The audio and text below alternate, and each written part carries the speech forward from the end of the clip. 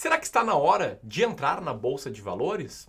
Ou será que é melhor esperar um pouco, já que ela está lá na pontuação máxima histórica, muito próximo da pontuação máxima histórica, e é bom esperar ela voltar aí para uma pontuação menor? Ou melhor, quando que eu vou saber quando é hora de comprar ações e quando é hora de vender? Se você tem qualquer uma dessas dúvidas, então esse vídeo aqui é para você. E é um vídeo que eu tenho muito orgulho de trazer aqui, porque é uma conversa super completa, super aprofundada. É realmente uma aula sobre investimentos na Bolsa de Valores que eu dei aqui junto com meus colegas do Clube do Valor. Na verdade, esse vídeo ele é a gravação do nosso quarto episódio do podcast Tranquilidade Financeira, que é uma novidade muito bacana que eu trouxe aqui no Clube do Valor, para conseguir intercalar vídeos de 10, 15 minutos com conteúdos mais aprofundados para quem quer realmente ir para o próximo nível e aprender com a gente aqui, o time de educação financeira e de uma gestora profissional de recursos. Se você não me conhece, seja muito bem-vindo. Meu nome é Ramiro Gomes Ferreira, eu sou gestor de investimentos e educador financeiro. Sou responsável hoje aí por mais de 125 milhões de reais de patrimônio de terceiros. Bom, antes de rodar aí essa conversa que foi muito produtiva, eu quero te fazer uma pergunta e um pedido. A pergunta é para que você comente aqui abaixo se você já investe na Bolsa de Valores, sim ou não, para eu medir aí a temperatura da nossa comunidade. E o pedido eu tenho que fazer, eu acho muito chato, eu odeio quando estou vendo o vídeo, o pessoal faz o pedido, mas é para você dar um like aqui no vídeo, te inscrever no canal e compartilhar aí com seus amigos. Porque se eu não peço, ninguém faz isso, e se ninguém faz isso, ninguém assiste o vídeo. Então é muito importante. Beleza? O último ponto antes de rodar aí é que o podcast Tranquilidade Financeira, ele abre espaço para você participar, trazendo você as suas dúvidas. Para você participar, basta clicar aqui no primeiro link na descrição e preencher um formulário rapidamente, escrevendo ali qual é o seu principal desafio e como é que a gente pode te ajudar. Beleza? Então é isso aí. Vou deixar aí rodando a conversa, que foi muito bacana. Aproveite e vai deixando aqui seus comentários enquanto você assiste. Um grande abraço e bom proveito desse vídeo. Então estamos chegando aqui para o quarto episódio do fantástico Tranquilidade Financeira. O primeiro episódio gravado com estrutura profissional, cada um com seu próprio microfone, já na sala do podcast. E a única coisa que falta aqui é um pouquinho de proteção acústica, mas não vai ser o problema para você que está nos ouvindo. Meu nome é Ramiro, eu estou aqui com meus dois colegas. Meu nome é José. Meu nome é Thiago.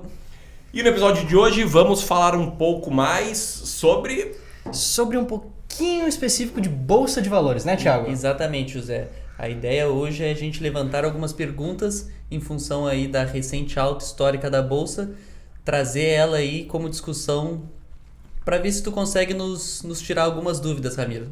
Pô, vamos lá então. O que vocês têm de dúvidas aí sobre a Bolsa de Valores? Quais são as dúvidas mais comuns aí sobre a nossa audiência? Vamos começar essa conversa então. Começando então sobre a questão da máxima histórica, da festa dos 100 mil pontos que a gente vem enfrentando agora às vezes dia sim, dia não. Que ela... eu vi o pessoal falando que virou rave. Virou rave, né? Rave dos 100 mil pontos. Tem dia que tem festa dos 100 mil, tem dia que tem festa dos 99 mil. Só que se a gente parar para analisar, é uma máxima histórica nominal, mas não é uma máxima histórica real. Se a gente descontar a inflação, não está necessariamente na máxima histórica. Então, o que é uma consequência para o investidor dessa máxima histórica? É hora de sair? É hora de entrar? Essa pergunta é maravilhosa, José, porque é um raciocínio muito comum que o investidor tem, que o investidor mais iniciante tem de pensar, bolsa nunca esteve nesse patamar, então com certeza é hora de vender na alta, né? A pessoa pensar, está na alta, vamos vender na alta. Mas como o José aqui bem disse, bem introduziu, o Ibovespa ele não está na máxima histórica, primeiro em termos reais, que é em termos atualizados pela inflação. Então, se não me falha a memória, o ponto máximo que a gente chegou em 2008, ajustado pela inflação do período, é superior a esses 100 e poucos mil pontos que a gente vem aí zanzando nessa longa rave aí que a gente está vivendo nesse exato momento. E o segundo ponto, que é ajustado a dólar também, a gente não está na máxima histórica. E por que pensar ajustado a dólar? Daqui a pouco alguém com a mentalidade um pouco mais socialista deve pensar, Ramiro, você está falando dos Yankees, dos capitalistas, dessa moeda. E a gente tem que ser bastante pragmático aqui na visão, porque parte relevante do volume de investimentos na Bolsa de Valores brasileira é causada por investidores internacionais. Eu não tenho esse número mais recente, mas eu sei que historicamente ele é na faixa dos 40%, 45%, talvez 30% e muitos por cento. E segundo, que o dólar é realmente a moeda que rege hoje a maioria, né? Hoje não, há muitos anos, já há muitas décadas, o mundo. Então é a moeda forte, principal atualmente do mundo. A gente também tem que sempre pensar com a cabeça do investidor norte-americano, com a cabeça de Ibovespa em dólar. Então esse é o primeiro ponto, tá? Não está na máxima histórica. Segundo ponto, estar na máxima histórica não significa que vai cair, não significa que estamos perto de um pico, de que é daqui para baixo, nada disso faz sentido algum, para falar a verdade. Tem uma estatística que infelizmente eu não consigo trazer para esse exato momento, que é o que acontece quando a gente fala ao vivo, mas que mostra que parte relevante do tempo, percentualmente falando, o S&P 500 esteve na sua máxima histórica. A partir ali dos anos 2010 para frente, que ele conseguiu se recuperar da crise, ele está constantemente na máxima histórica e o pessoal fala, não, agora é hora de vender, 2012 é hora de vender, 2013 é hora de vender. Só que desde lá... Isso é muito bacana, porque eu comecei no mercado financeiro no início de 2013 e em maio de 2013, eu estava trabalhando há poucos meses, veio a história do fim do quantitative easing. Ou seja, que as bolsas iriam estressar, que o juro norte-americano iria subir e que finalmente estouraria a nova bolha do mercado norte-americano. A gente está gravando isso aqui em setembro de 2019, já faz 6 anos, e um ano atrás do outro o S&P 500 vem batendo as máximas históricas. E fazendo um paralelo com isso, a gente tem o próprio investidor tupiniquim, o próprio investidor nacional. Daqui a pouco, nosso investidor que consegue entrar no DeLorean e ir de volta para o passado, olhar ali em 2005, ele pode ter visto o Ibovespa romper os 35 mil pontos e ter pensado, opa, agora eu vou sair, eu volto quando o Ibovespa voltar para os 30 mil pontos.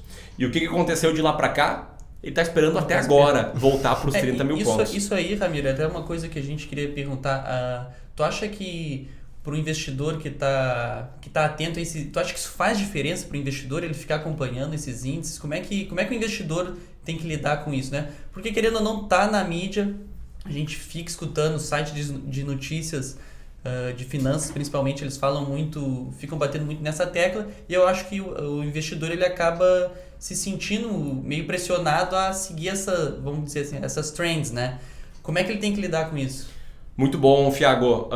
Como é que funciona, né? Vamos sempre pensar com a lógica, com a cabeça do produtor, com a pessoa que faz a criação, com os donos de jornais, com os redatores, etc. Como é que um jornal, como é que um site de notícias econômica, como é que um veículo que faz notícias ganha dinheiro? Eles ganham dinheiro com o tráfego, com a audiência. Sim. Então, o que isso se caracteriza? O que isso se reflete? Se reflete em manchetes muito chamativas. Você vai ver todos os dias, eu desafio aqui quem está nos ouvindo, quando chegar em casa, abrir o computador, procurar em qualquer site de notícias econômicas, as manchetes, vai ver algo provavelmente assim. Hoje bolsa opera em, daí abre colchetes, alta ou baixa, por causa da, e vai dar um motivo. Então pode ser, hoje bolsa opera em baixa por causa da trade war, ou hoje Bovespa opera em alta por causa da reforma tributária, e assim vai indo. Todos os dias úteis, todos os dias que tem mercado, tem uma manchete tentando explicar o que aconteceu, dando a entender que o investidor que consegue prever esses pequenos fatos do cotidiano, do dia a dia, consegue tomar boas decisões e ganhar muito dinheiro, o que está muito errado. Primeiro, porque esses veículos de mídia eles têm que ter sempre um fato novo, eles têm que atrair as pessoas para lerem as manchetes, para acompanhar o jornal. E segundo, porque todo grande veículo de mídia nacional atualmente é controlado por uma grande corretora. Sim, então, se pegar ali o maior site de notícias econômicas, a Infomoney é controlado pelo Grupo XP. Se for pegar a Exame é do controle do BTG Pactual. Então, além disso, eles vão ter sempre um viés do tipo... A bolsa sobe por causa da reforma, então estão aqui as ações para você comprar, para você, investidor, ir lá, comprar ações, gastar nota de corretagem e aí, daqui a pouco, na próxima semana, entender que a bolsa agora está operando em queda por causa, sei lá, da trade war. Sim. Daí pegar, vender as ações, gerar mais nota de corretagem. Então todo o sistema, até parece alguém que está falando, né, de teoria da conspiração, mas não é. Todo o sistema econômico ele tem uma visão curto prazista. E veja que eu não estou apontando, falando, pessoal, isso aqui é incorreto, etc. Eles têm o negócio deles, eles estão ganhando dinheiro de forma legal, Sim. Isso não é ilegal, mas eu não concordo que essa visão curto-prazista possa trazer benefícios para o investidor. Então como é que o investidor tem que lidar numa situação dessa, basicamente? Ele tem que, antes de mais nada, tá? O passo zero, e que a maioria das pessoas não segue, por isso nunca é demais repetir, é começar a investir tendo clareza sobre o que é investir. Eu sempre faço uma provocação do tipo, olha, quando tu quer se divertir, quer fazer um hobby, o que tu vai fazer? Tu pode, sei lá, fazer uma viagem, praticar um esporte e passear com a sua família. E investir não tem nada a ver com isso, não é para ser um hobby. Não é para ser, opa, não tô nada que fazer de legal, não vou investir. Não é um hobby. Sim. Pode ser legal, pode ser uma tarefa intelectualmente desafiadora, e você até pode ter teu grupo de amigos que gostam de conversar sobre investimentos, ok, mas investir nada mais é do que você postergar o consumo de hoje, ou seja, poupar dinheiro para fazer uma transferência para a corretora e investir o dinheiro, para no futuro consumir 2 vezes, 3 vezes, 4 vezes, ou seja, para multiplicar o seu dinheiro ao longo dos anos. E o que é importante depois de entender, né, o que é investir com base nos seus objetivos financeiros, pensando no que o dinheiro pode trazer de bom para a sua vida. Vou pegar um exemplo. Para mim, investir é uma questão de liberdade, questão de ter dinheiro para que, se chegar algum dia e esteja de saco cheio com o dia a dia do trabalho, eu posso falar, ok, não vou mais trabalhar porque eu tenho essa liberdade. Ou simplesmente ter a liberdade de poder viajar mais vezes todos os anos. Enfim, para mim, dinheiro ele traz muito forte essa ideia de liberdade. Com base nisso, entender o que é investir, entender quais são seus objetivos financeiros, a importância do dinheiro para você, você formaliza, cria objetivos financeiros. E para os objetivos financeiros de longo prazo, de 5, 6, 10, 15, 20, 30, 40 anos para frente, você tem mais espaço para investir, aí, no nosso assunto, na Bolsa de Valores. Então, assim, Ramiro, a pessoa que, por exemplo, hoje em dia ela entra num site de notícia, né, acompanha o próprio índice do Ibovespa, vê que ele está em alta. Se ele tem esse objetivo de longo prazo, então não é um problema ele entrar na Bolsa de Valores na alta? Perfeito. E essa é uma discussão muito legal que o pessoal costuma falar no mercado financeiro, é se preço importa ou não. Uhum. E quando a gente fala, na minha visão, minha opinião aqui de gestor de investimento sobre isso, quando a gente fala de alocação de ativos, e o que é alocação de ativos?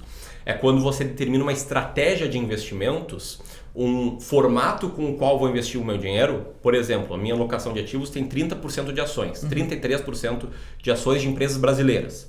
Então, beleza, eu formalizei minha alocação de ativos e eu vou investir pela primeira vez. Sim. Vou tirar meu dinheiro da poupança, tirar o dinheiro do banco, vou fazer esse investimento. Nesse momento, você não tem que avaliar preço, tem que ir lá e formar a sua alocação de ativos. Então, quando você está olhando o nível de uma classe de ativos para montar a sua carteira, minha opinião é que não existe métrica que vai medir se vale a pena ou não investir numa determinada classe de ativos. Sim. Então você vai lá e monta 33% de ações, como o meu caso, como se eu fosse começar a investir hoje. A partir do momento que você investiu, montou lá 33% de ações, digamos que o tempo passa e as ações sobem muito. Tá. E daí outra classe de ativos da sua carteira, como por exemplo renda fixa, subiu pouco ou ficou estagnada.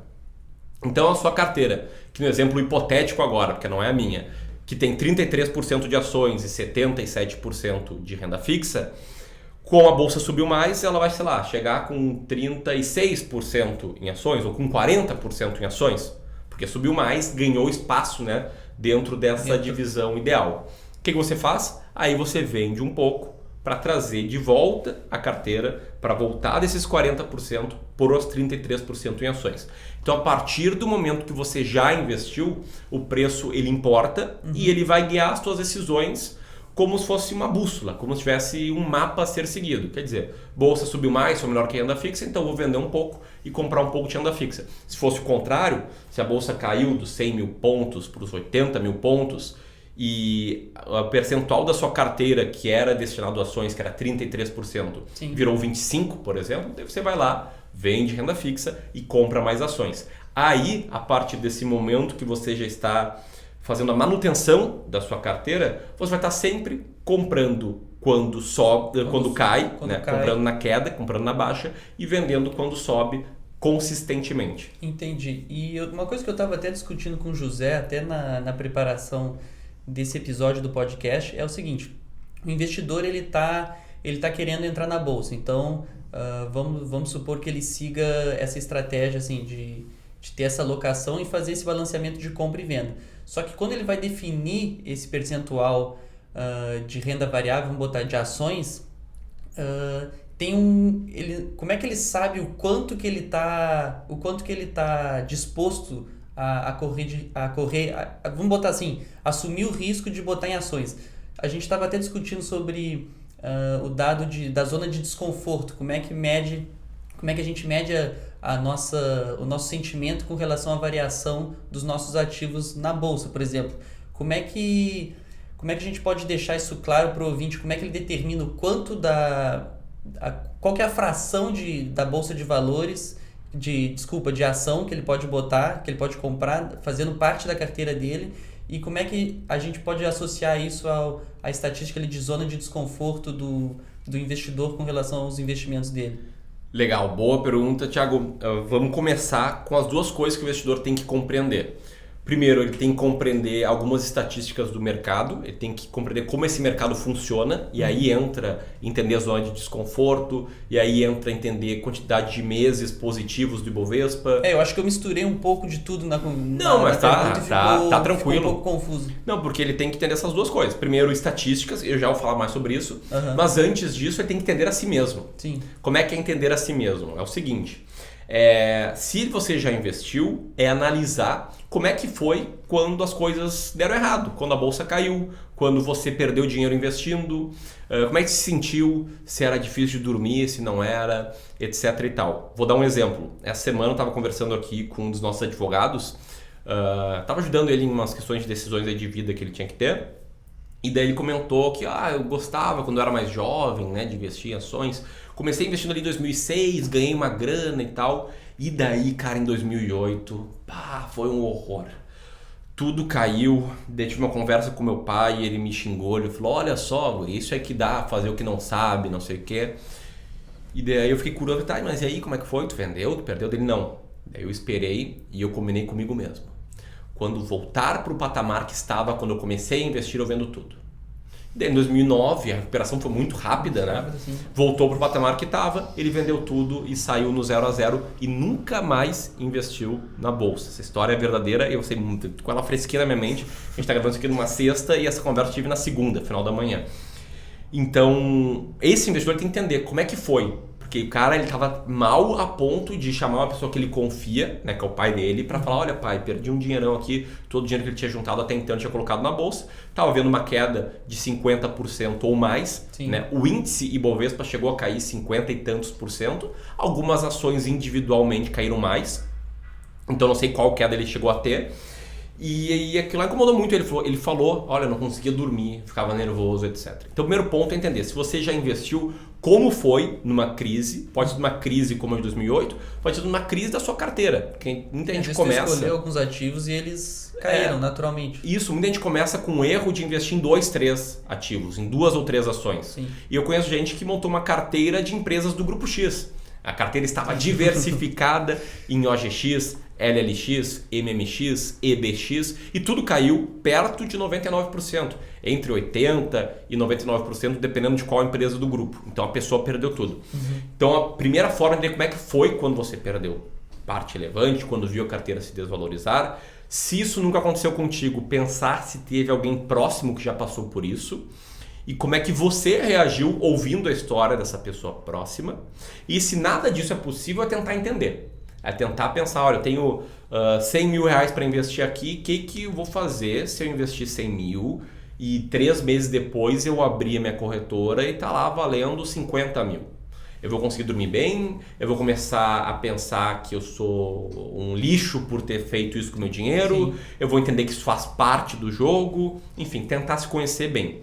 Entendendo o quanto você aguentaria, estaria disposto a perder e como você reagiria, isso é algo que vai ser uma constante da sua vida, você vai evoluindo e com conhecimento você evolui, tá? Você começa a suportar mais períodos negativos. Daí você vai para as estatísticas do mercado, quer entender Qual foi a maior queda do Ibovespa do ponto máximo ao mínimo? Foi um pouquinho mais de 50%. Vou chutar aqui 55%. Beleza. Qual foi a maior queda de uma ação individual, como OGX? 99%. Então já entende que se você investir numa ação individual, pode dar algum problema e ela cair 99%. Sim. Mesmo sendo uma queridinha do mercado. Né? Nos Estados Unidos a gente tem um caso clássico da Enron, que era uma empresa que fazia trade de energia elétrica, que era uma queridinha do mercado, mas que era uma fraude contábil. Né? Os números que ela publicava no balanço, etc., não existiam. E assim, em poucas semanas, em poucos dias, as ações caíram 99%. Sim, seria o equivalente a gente descobrir hoje, sei lá, que as ações mais negociadas, Ambev e tal, tudo uma fraude. É muito improvável, mas pode acontecer com quem investe em uma ação só. Sim. Então, entender algumas estatísticas básicas, como essas duas, como a quantidade de meses que o Ibovespa vai em negativo, que é um pouco mais... um pouco mais da metade. Um pouco mais da metade dos meses, o Ibovespa é positivo, né? Um pouco menos da metade ele cai. Entender períodos de 12 meses, como o Ibovespa se comporta na média, e tem vários períodos de 12 meses que ele cai, se eu não me engano, 33%. E aí começa a entender melhor que quanto maior for a sua janela, maior vai ser a chance de você ganhar dinheiro. Porque em períodos de 120 meses, o Ibovespa nunca caiu. Ele até chegou a perder da inflação, mas nunca perdeu nominalmente. E aí entra, né, essa métrica que a gente gosta muito de analisar aqui, que é a zona de desconforto, que daí eu posso passar a bola para o José explicar melhor. O José, né, para quem está nos ouvindo, ele faz parte do time de investimentos, então ele executa a estratégia de investimentos, ele monitora, ele faz os relatórios, então é um grande expert aí em indicadores, frequências, etc. A zona de desconforto, em resumo, digamos que o Ibovespa tenha ido aos 100 mil pontos como está agora e tu considera que para ti o desconforto seja de mais ou menos 5%. A partir do momento que o Ibovespa cair para 95 mil pontos, ou seja, 5% do total, da máxima, todo momento que ele estiver abaixo desses 5%, ou seja, se ele tiver 95 mil, 94, 90, todos esses meses tu vai estar em desconforto. Tu vai estar desconfortável com a situação da tua carteira. A zona de desconforto é, então, a porcentagem dos meses que tu está desconfortável com o que está acontecendo na tua carteira. Uma carteira muito bem diversificada, ela gira em torno de 0 a 5%. De tempo na zona de desconforto. De tempo na zona de desconforto. E explica aí, José, o que é uma carteira bem diversificada? É uma carteira com muitas ações ou com outros ativos? Uma carteira, em geral, que a gente considera aqui no Clube de Valor como uma carteira bem diversificada, compõe várias classes diferentes de ativos, incluindo renda fixa e renda variável. O que depende de cada pessoa, e pode ser calculado zonas de desconforto diferentes para diferentes carteiras, é quanto tu vai ter de cada percentual de cada classe de ativo. Importante falar também do que você estava falando antes, que não só nas crises a gente tem que olhar o quanto cada ação caiu, mas na bonança também. Porque a gente sabe de casos aqui que, minha carteira de ações está maravilhosa, está tudo dando certo, o país está andando para frente, a bolsa está crescendo, quero tirar da renda fixa e botar na renda variável. É certo fazer isso na alocação de ativos? Assim, geralmente, tá? A nossa tolerância ao risco ela é afetada por fatores recentes. Então, quando acontece isso que o José comentou, de tô vendo aqui, todo mundo tá ganhando dinheiro e tal, tá todo mundo na festa do Ibovespa e eu estou fora da festa do Ibovespa. Quando a bolsa está subindo muito, todo mundo tende a ser mais arrojado. E eu me lembro de um exemplo muito forte lá em casa. Eu já tinha investido em ações, comecei a investir em ações com 12 anos. Isso até pode dar um bom podcast, como quando eu comecei a investir meu dinheiro. E já tinha parado, já tinha vendido, não estava mais investido na época, porque uma criança ela muda, né, os seus gostos muito rapidamente. E em 2007, na época eu com 14 anos, cheguei lá em casa e tava meu pai e minha mãe orgulhosos, mostrando um folder lá com um cartão, tipo um cartão de crédito, assim, com o mesmo material do cartão de crédito, que era o número deles de investidores na corretora Geração Futuro. A Geração Futuro naquela época tinha um case muito legal como business, né, de crescimento. Tinha alguns fundos de investimento em ações que bombaram assim de vendas. Era um fundo bem gerido, tinha bons resultados. Até tinha um com uma taxa de administração bizarra, de 4% ao ano, mas os outros ali eram mais ok.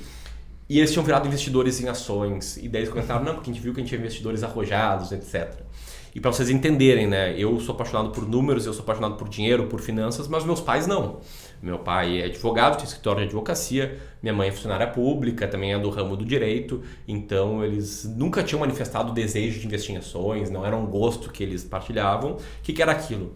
Era eles, depois de verem os resultados do Ibovespa 2003, 2004, 2005, 2006 e até então em 2007, sempre lá com William Bonner falando, e a bolsa subiu de novo e bateu um novo recorde, e a bolsa subiu de novo e bateu um novo recorde, querendo começar a investir em ações. E eles fizeram até uma coisa muito parecida com o advogado que conversei na segunda. Investiram lá, veio a crise de 2008, seguraram, subiu em 2009, lá pelas tantas eles venderam tudo, até para usar parte de dinheiro para comprar o apartamento lá que eles vivem hoje. Enfim, então, o que foi aquilo? Eram investidores que não eram investidores, que nunca tinham parado para analisar o perfil de risco, que nunca tinham estudado sobre, né? Eles são muito competentes no que eles fazem, mas eles não eram investidores, se sentindo, né, muito à vontade, se sentindo arrojados. Por quê? Porque eles olhavam e estava todo mundo ganhando dinheiro com isso. Sim. Então eles entraram na festa. Isso é muito comum mesmo, a ponto de uma história legal para compartilhar aqui, que é um investidor nosso, um dos nossos clientes, que obviamente eu vou manter o nome em sigilo, vamos chamar ele aqui no exemplo de, sei lá, pegar um exemplo de, sei lá, Aristóteles, tá? Vamos ver, o Aristóteles, que eu sei que a gente não tem nenhum cliente com esse nome. O Aristóteles era um investidor que queria montar uma carteira conosco, que estava disposto, né, a investir, etc. A gente montou algumas opções de alocação de ativos que, pelo que a gente conversou com ele, a gente entendeu como sendo opções boas para o longo prazo dele. E ele não queria, ele queria uma carteira mais renda fixa. Só para contextualizar, a gente está falando de meados de 2016, entre segundo semestre de 2016. E daí a gente teve algumas reuniões, umas 3 ou 4, até o Aristóteles entender que era ok colocar 12,5% da carteira dele em ações de empresas brasileiras. E aí a gente colocou 12,5% da carteira em ações de empresas brasileiras e o resto, os 88% restante, era renda fixa e diversas classes de renda fixa. Títulos públicos atrelados à inflação, títulos privados, pré-fixados, enfim, era um mix de renda fixa. Passou aí 9 meses, 9, 10 meses, e a gente chegou ali em mais ou menos setembro, outubro de 2017. E o Aristóteles nos mandou um e-mail querendo investir em Bitcoin. Perguntou se a gente conseguia investir em Bitcoin através da nossa carteira administrada e o que a gente achava. E eu falei, olha, doutor Aristóteles, a gente conversou um monte, né, há meses atrás, não passou tanto tempo assim, né, para mudar uma visão de vida. E lembra que foi difícil você aceitar ter 12,5% da carteira em ações. Olha, colocar esse valor que você quer colocar em Bitcoin é muito arriscado, porque ó, não é de ações que a gente está falando, é de uma classe muito mais volátil, com muito mais zigue-zague, com um track record muito recente. Pequeno, queira ou não, o Bitcoin começou em 2011, se eu não me engano, 2009, 2007, que seja, as ações existem desde os anos 60 aqui no Brasil, Ibovespa, nos Estados Unidos desde os anos 1800, enfim, o mercado é muito mais, acho que muito mais consolidado, muito mais regulamentado, muito mais seguro. Fora que não é um ativo que gera valor, é só uma moeda. Exatamente, era uma tese de uma moeda, né? Como uma ação, o que tem ação? É uma empresa, é fábrica, é funcionário produzindo, querendo vender, querendo crescer. Tu compra o Bitcoin, uma moeda na esperança de que alguém vai querer comprar essa moeda a um valor mais caro no futuro. Enfim, a gente não sei se a gente convenceu ou não, eu sei que ele não fez resgates, pelo menos para investir.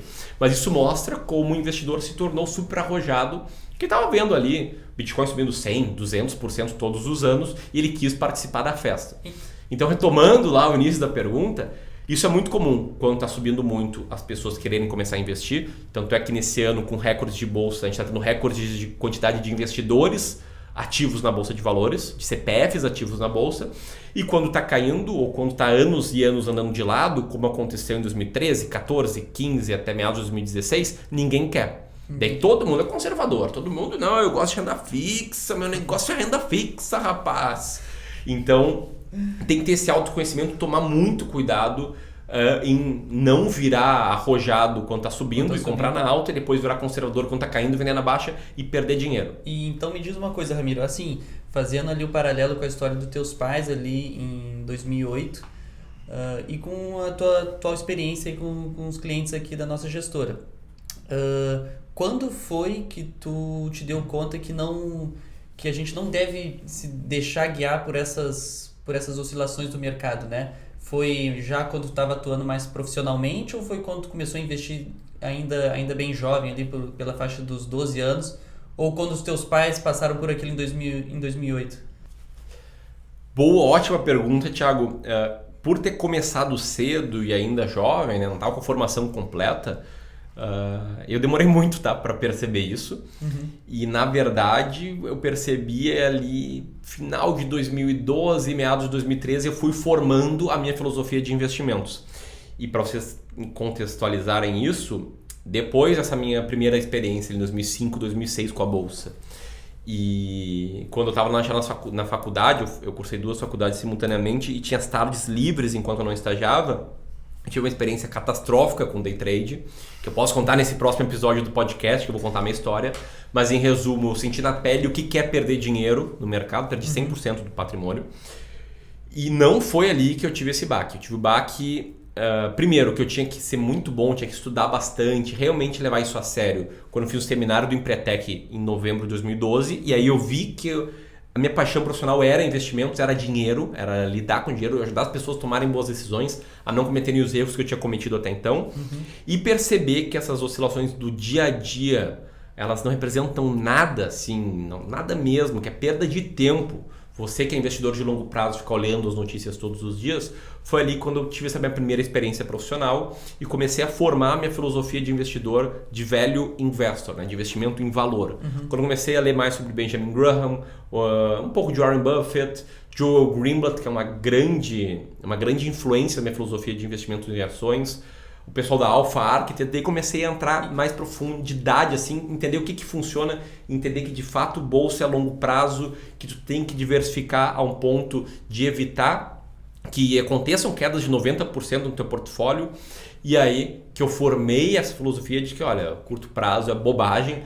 Lê notícias, beleza, se tu quiser, se tu gostar de mostrar com seus amigos sobre o que está acontecendo na Câmara, os bastidores do Senado, etc, ok, mas para tomar decisão de investimentos é ineficaz e é perda de tempo. Então foi por 2013 ali, já trabalhando no mercado financeiro, que eu percebi isso. E isso foi, tu acha que foi muito impactante para ti? Foi uma quebra de paradigma muito grande? Porque, assim, pessoalmente, antes mesmo de entrar aqui no Clube do Valor, de fazer parte da equipe, eu mesmo...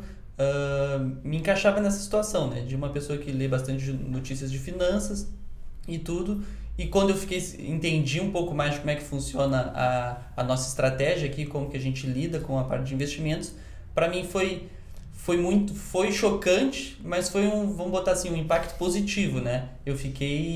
Eu me encantei pela estratégia, né? E hoje em dia vamos botar assim, é que eu sigo. Então, assim, pra ti, como é que foi? Como é que tu te sentiu na época, assim? Foi uma mudança repentina, que nem foi pra mim? Ou foi algo gradual, que tu foi construindo aos poucos e vendo os resultados dessa abordagem? Legal, boa, porque isso é muito louco. Eu não me lembro, assim, de um momento em que deu e eu percebi que ficar olhando notícias era ineficaz. Isso foi algo gradual, foi sendo montado, não teve um aha moment, assim, um estalo que me fez perceber. Então não consigo contar o que eu senti nesse momento, porque foi algo assim natural, fui me acostumando com isso. Mas eu tive um estalo muito forte na minha vida como investidor, que foi quando eu conheci a estratégia de investimentos de alocação de ativos. Que queira ou não, ela diz, né, nas entrelinhas, que é uma idiotice ficar olhando para o curto prazo. Mas essa formação de filosofia de investimentos para o mercado de ações foi natural, foi ao longo ali de 2013, foi formando, daí eu percebi que realmente não era assim. E eu tinha uma outra dor, quando eu já trabalhava no mercado financeiro, já era até sócio da empresa que eu entrei como estagiário, que era o seguinte: beleza, aprendi a selecionar ações, tenho uma boa estratégia de investimentos, as ações funcionam bem para o longo prazo. Agora, quanto coloco em ações? E quanto coloco em renda fixa? E tem que colocar um pouco em fundo imobiliário, né? São imóveis, é uma classe de ativos boa para o longo prazo. Como é que se decide isso, né? Como é que se decide isso? E aí eu tive um estalo muito grande, que foi quando eu comecei a ler pela primeira vez, ali os primeiros artigos, na época no site HC Investimentos, sobre a estratégia de alocação de ativos. E eu ficava louco, pensava, caraca, isso faz muito sentido, era preciso comprar esse livro. Foi a mesma coisa que eu senti quando a matemática faz muito sentido. Não, faz muito sentido. Pra quem é mais pragmático que nem a gente, tem perfil bem analista, isso é assim, é preto no branco. Sim. Cara, eu preciso... Muita clareza. É muita clareza. Eu comprei um livro de alocação de ativos, depois comprei outro, depois comprei o terceiro, assim, cara, é isso que eu preciso. E aí, né, até complementando o que a gente conversou no episódio sobre empreendedorismo, aí eu pensei, cara, tem que abrir um negócio que ensina as pessoas, que mostra as pessoas como investir seguindo essa maravilha, esse elixir que é o alocação de ativos. Acho que não tinha, quando tu começou a pensar na ideia de criar um negócio, não tinha muita gente falando sobre isso, né? Não, nem hoje tem. Nem hoje tem, ainda a gente ainda continua sendo um dos poucos que falam, um dos poucos canais que falam de alocação de ativos, né? É que a alocação de ativos é uma das poucas estratégias que é chato de falar. A gente não fica movimentando a carteira todo dia, não fica lendo e analisando e vendo balanço e vendo o que é melhor. A gente só... Volta um pouco para a primeira pergunta ali, né? Que a gente não ganha com manchetes, né? Exatamente. E é chato, né? Não é passear... Bom, eu não gosto de passear no shopping, pra mim é chato também. Mas não é que nem no jogo do Inter, trazendo exemplo pra mim. O jogo do Inter é legal, converso com meus amigos sobre a escalação e sobre como é que vem o adversário e tal. Agora, investir, eu acho muito legal aprender sobre estratégias de investimento, acho muito legal ensinar as pessoas a alocação de ativos, mas vou te dizer, não tenho a menor ideia enquanto está valendo o Ibovespa, quantos pontos está o Ibovespa hoje, como é que ele fechou essa semana, não sei nada. Gostaria de até dar um episódio engraçado que aconteceu, acho que quando o Thiago entrou na empresa, ele chegou lá e perguntou pra gente, vocês viram o que aconteceu na bolsa? Ele pediu pro pessoal do investimentos lá e ninguém sabia. É engraçado pensar do ponto de vista de uma gestora, ninguém saber vamos dizer assim, a pontuação do Ibovespa, né? E até quando eu converso com amigos, outros influencers, aí, outros educadores financeiros, volta e meia conversa, ele puxa, tá, e aí, meu, e qual foi o teu maior erro na escolha de ações esse ano? Eu pensei, cara, putz, minha carteira tá lá, eu tenho 20 ações seguindo o meu fator de investimentos, vou te dizer, nem sei se ela tá ganhando ou perdendo o Ibovespa. Cara, é sério? Daí, dá 2 dias depois, cara, vem, tá, e aí, meu, e tu viu o que tá achando agora a bolsa? Meu, ela caiu da vez que a gente conversou, eu realmente não sei. Não sabe. Isso apavora um pouco as pessoas, mas é a questão da estratégia. A estratégia funciona no fim do dia. E apavora pessoas por conta de outro ponto que vale a pena mencionar, que a gente não pode acabar esse episódio sem comentar, que é aquela ilusão de que mais informações vão melhorar a sua decisão. Então eu poderia ficar lendo tudo sobre o dia a dia da bolsa, etc e tal, e eu ficaria com aquela segurança falsa de que eu vou tomar melhores decisões por causa disso. E como o nome diz, é uma segurança falsa. Não vou tomar melhores decisões por causa disso. Isso não é nada recomendável. Não vai prever o futuro, né? Pelo contrário, né? Eu tento tomar piores decisões. Porque o Ibovespa ele não volta dos 105 mil pontos para os 95 mil pontos sem que nada tenha acontecido. Sim. Alguém falou uma bobagem, alguma reforma não andou, algum país vizinho declarou moratória. Não é assim, caiu porque caiu. Não, tem algum motivo que faz mais pessoas venderem do que comprarem para jogar o preço para baixo. Sim. Então, quem comprou... do mercado, né? A oscilação com base nisso. Quem comprou na última baixa ali, no menor ponto dos últimos anos, foi em janeiro de 2016, o cenário era chuvas e trovões. Não era assim, olha só, vai ter um impeachment, vai entrar um presidente também corrupto, mas que vai fazer boas reformas, depois não vai voltar à esquerda nas eleições de 2018. Outra coisa, o PIB vai voltar a crescer em 2018, em 2019 e tal. Ninguém falava isso, né? Não tem como prever. Então aí volta a importância de entender que no longo prazo a balança acaba pesando para classes de ativos mais arrojadas, como é o caso de ações, porque eu dei exemplos só recentes. Agora o cara volta lá para o final dos anos 90. Imagina que louco, velho. O teu país tem uma moeda que existe há 5 anos, não tem garantia nenhuma de que ela vai perdurar, a inflação pode voltar, até era a capa de revista eventualmente, a inflação voltou, a inflação vai voltar. Depois ganha um presidente que promove promessas como reforma agrária, com assim, um discurso extremamente comunista. Depois estoura uma bolha mundial e tu é um país subdesenvolvido. Enfim, né? Sempre parece coisa feia, né, para o investidor. Sim. E o cara que comprou lá em 94, 95, 96 está ganhando muito dinheiro, está rindo. Já vimos o patrimônio multiplicar por várias vezes ao longo desses 20 e poucos anos. E então, Ramiro, assim, meio que para consolidar tudo que a gente já te perguntou aí, para a pessoa que está pensando em entrar na bolsa agora, que nesse período agora que está ouvindo esse nosso podcast, o que tu recomenda como primeiro passo para ela fazer? Qual é o que ela tem que pensar, como é que ela tem que agir nesse momento de decisão, se entra, se não entra, se é para ela, se não é para ela? Boa, primeiro ponto então, acredito que é realmente entender as estatísticas do mercado. Acho que não sei o que vem antes, mas tanto faz a ordem. que é a estatística do mercado? É entender que se eu investir em poucas ações, eu posso perder todo o meu dinheiro. Pode fazer uma carteira diversificada de empresas do Grupo X, pode ter comprado ações da Oi alguns anos atrás. Tem muitos casos de empresas que caem 90%, 95%, e daí, né, se cai 90%, tem que subir 1.000 para voltar para o patamar anterior, então muito improvável. Então, entender esses pontos para entender que é importante, se eu for investir de forma diversificada, e não é nenhum bicho de sete cabeças, pode comprar um ativo só na Bolsa de Valores, que é um ETF chamado BOVA11, que vai ter lá replicada a carteira do Ibovespa para você. Então, diversificar é simples, o que você tem que entender é esse tipo de estatística, o quanto o Ibovespa pode cair numa grande crise, o que esperar de resultado de longo prazo, entender os seus objetivos financeiros e entender que só vai investir na bolsa, se quer ganhar dinheiro, se quer fazer a coisa certa com o seu dinheiro, se os seus objetivos tiverem prazo longo, de 5 anos para cima, e quanto mais longo melhor. Então entende esses pontos, depois olha para si mesmo, pensa, olha, eu iria me desesperar se a bolsa cair 50% e se ela cair 60%. E se ela cair 10 no próximo mês? Porque cair 10 é tranquilo. Sim. Acontece toda hora. Toda hora. Em 2, 3 meses seguidos caiu 2% no mês, 4% no outro, 3% no outro, deu, já acumulou 10. Então fazer esse tipo de pensamento e comparar com como você acha que se sentiria caso você nunca tenha passado por isso, caso nenhum parente ou amigo próximo tenha passado por isso, para conseguir entender como você lidaria com isso.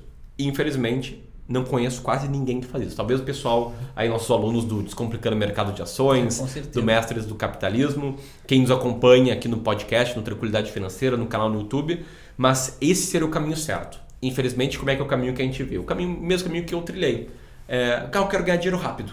Então a bolsa é o lugar. Porque quanto maior o risco, maior o retorno. Daí vai lá e começa a mexer com o dinheiro sem saber o que está fazendo. Então acho que não sei se eu acabei respondendo bem ou não. Respondeu sim, eu acho que é justamente, era isso que eu queria saber, como que a pessoa que tá querendo começar, qual que é o primeiro tipo de pensamento que ela tem que ter, né? Então passa também por uma avaliação, né? Um autoconhecimento. José, tu tem mais alguma coisa, mais algum ponto para levantar?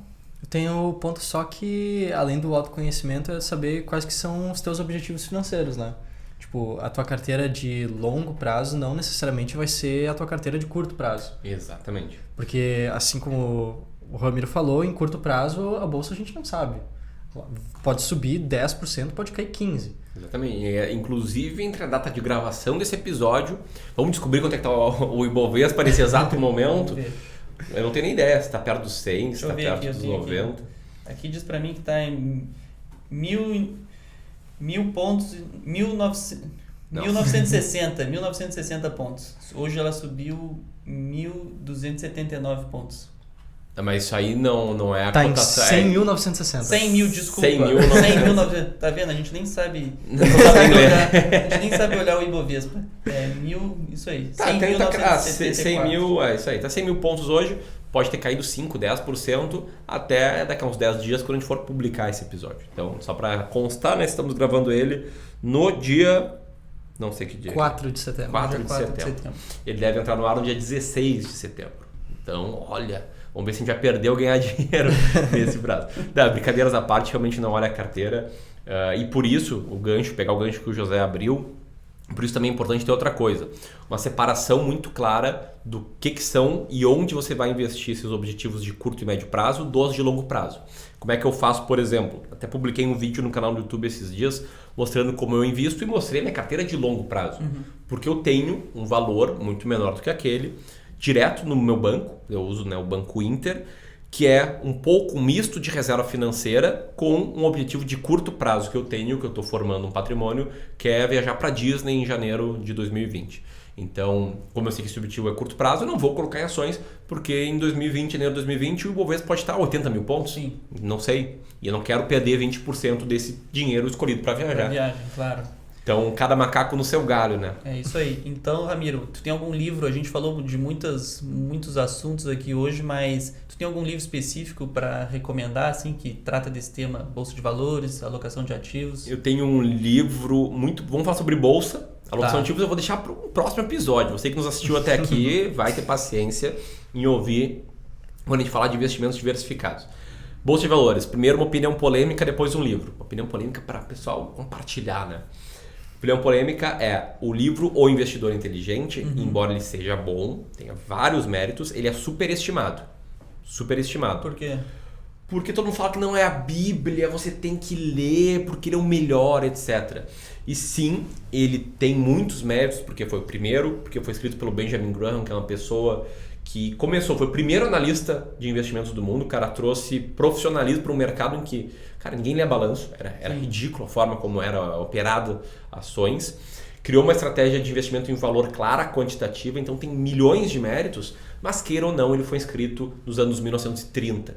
Então, uma linguagem defasada, são exemplos defasados. Tem muito livro bom que foi escrito tirando grandes ensinamentos do investidor inteligente. Então, eu não diria para você começar por ele. Aliás, quando eu comecei a ler por ele, foi um dos primeiros livros que eu li, eu demorei para engrenar, porque não é uma leitura fácil para quem está começando.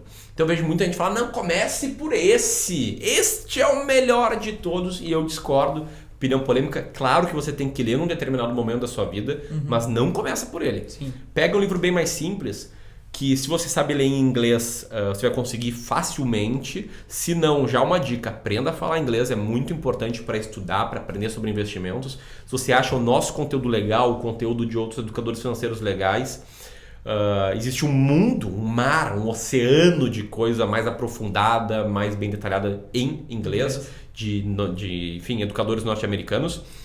Mas, enfim, o livro se chama The Little Book That Beats the Market. Significa, né, o pequeno livro que vence o mercado. Escrito pelo Joel Greenblatt, que é uma pessoa que ele segue a linha do Benjamin Graham. Ele foi muito influenciado pelo Investidor Inteligente. E ele é fantástico, fácil de ler, uma didática assim brilhante.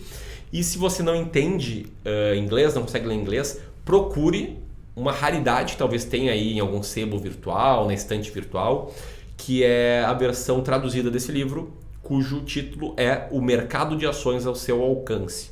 Eu sei, não tem nada a ver a tradução literal, né, com o nome do título do livro, mas teve essa tradução ali, acho que por 2005, 2006, e até onde eu sei não voltaram a ter novas edições. Então não vai estar vendo numa livraria, acho que não vai estar vendo na Amazon, deve estar vendo em algum sebo virtual. É o mesmo livro traduzido, eu não sei se a tradução é boa ou não. Geralmente eles são mal traduzidos via de regra. Mas, enfim, é melhor, né, do que não ler. Melhor do que não ler. E só lembrando para o pessoal que estivesse perguntando, como a gente, aqui no Clube do Valor, e como esses livros mostram, a gente investe através de estatísticas, de números. Então, o livro que funciona nos Estados Unidos, ele funciona aqui também. A estratégia que funciona lá fora, funciona aqui também. Por mais que o nosso mercado ainda tenha os seus problemas, seja muito novo, ainda precisa de muitas coisas para melhorar, a estratégia que funciona nos Estados Unidos funciona aqui também. E funciona no Japão, e funciona na Alemanha, e funciona na Austrália. Todos os backtests que foram realizados nessa estratégia em todos os lugares do mundo mostraram que ela funciona. Por quê? Por conta do comportamento humano. É uma estratégia, né, já dando alguns spoilers do livro, que vai te obrigar a fechar os olhos e comprar empresas que não são tão queridas assim pelo mercado, mas que tem resultados positivos, tem um bom retorno sobre o capital. Então é um livro excelente, ele mudou muito a minha visão. Quando eu li esse livro, eu tive um aha moment também. Mas daí foi para outro assunto, foi quando eu percebi que estratégias quantitativas funcionam melhor. Pode ser um assunto de podcast no futuro. E fica aí a sugestão de leitura, porque embora ele traga uma lição muito boa, um ensinamento muito claro, ele é muito fácil de ler. Pode ser o primeiro livro que você vai ler sobre investimento em ações, que não vai ter problema. E esse livro, sim, ele não é superestimado, não. Então vou colocar ele na minha lista. Pô, nunca leu? Pega o The Little Book? O The Little Book não, ainda não li. Sobe ali no nosso estúdio de terceiro andar, pega lá que Vou pegar e começar a no final de semana tu acaba ele. Muito bom, fácil de ler, pequenininho. Eu sei que isso não é mérito ou demérito, mas quem não tem o hábito de ler, é bom ler um livro pequeno no primeiro momento. Não tô falando que é o teu caso. Até pela nossa cultura de cumbuca aqui, não é. Eu sei que não é. E acho que é isso aí, né? É isso aí. Agora acho que chegou a hora do compromisso aí com quem está nos assistindo, porque isso aqui é um programa gratuito, a gente faz para realmente levar o nosso conhecimento ao maior distância possível, de fato que a gente é apaixonado por fazer isso. E o custo desse podcast é você rate and review. Deixa uma nota aqui se você gostou. Acredito, se você ficou até o final, você gostou, então dá ali a nota 5. Deixa um review aqui no iTunes ou no Spotify, onde quer que você esteja ouvindo, que isso aí nos fortalece e faz com que esse podcast chegue a mais e mais pessoas. E se você tiver uma crítica também, por favor, tem a seção de comentários ali no YouTube, pode deixar, a gente lê todos os comentários e o que a gente puder melhorar, nisso principalmente a gente vai melhorar. Com certeza. Só mandar uma mensagem. Não é só pra votar bem se você gostou. Se você não gostou, deixa teu feedback aí pra gente melhorar. Beleza? É isso aí. Então, assim encerramos mais um episódio, o 4º episódio do podcast Tranquilidade Financeira. Muito obrigado por ficar aqui conosco. Nos vemos no próximo episódio. Tchau, tchau. Tchau.